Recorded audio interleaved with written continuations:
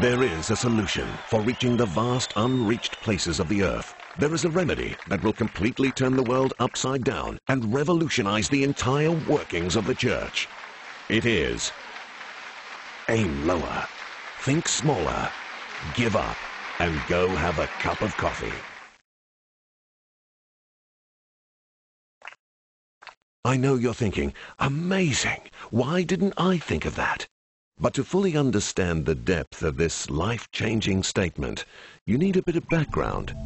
Our sun is but one of billions of stars in the universe, and our world is but one of the smaller objects circling that sun. On our planet, there are over 2 million different species identified so far. Half of the species on Earth are insects.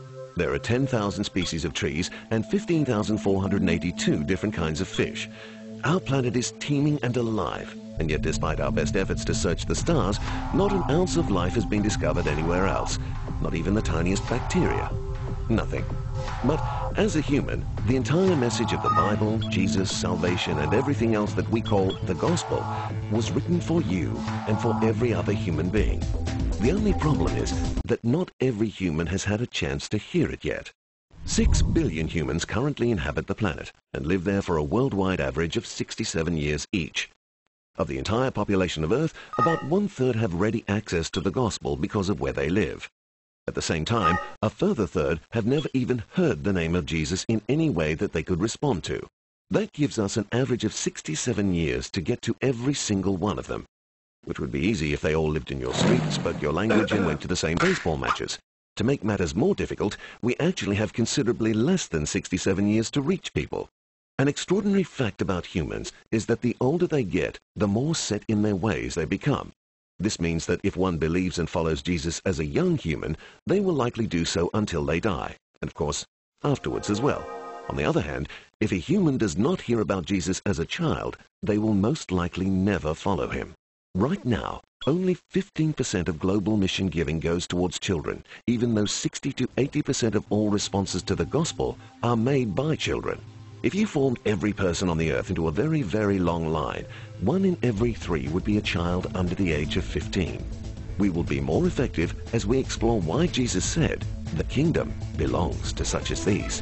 Our first challenge in the Great Commission is to aim at a lower age. We must aim lower. It is said in the Gospels, "The harvest is plentiful, but the workers are few." Already across the world, many are seeing that there is a role that children and young people play as workers in the harvest. Leadership does not start at 30 years of age. It starts as a child and a teenager. Children may not know everything as an adult does, but by using their knowledge of the gospel and the enthusiasm of youth, they are able to pray, to share, and to serve in their way.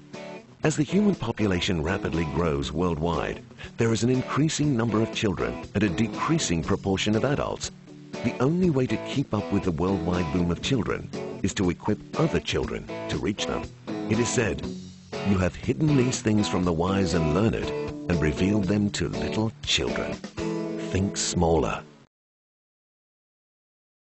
When you look at the church throughout the whole world, you'll see some parts that are well-equipped, well-resourced, and relatively wealthy, and yet have little or no growth. Conversely, you'll see other parts that are growing quickly with great energy but have few means and no wealth. Together, as we seek to effectively evangelize, nurture, and equip children, we need to be willing to share resources more freely and give up the pride of building empires and organizations and to put kingdom building at the forefront.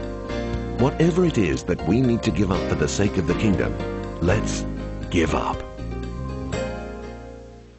It is said that the body is a unit, though it is made up of many parts, and that Christ is the head.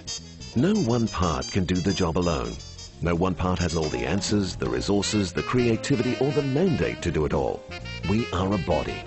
When one part suffers, we all suffer.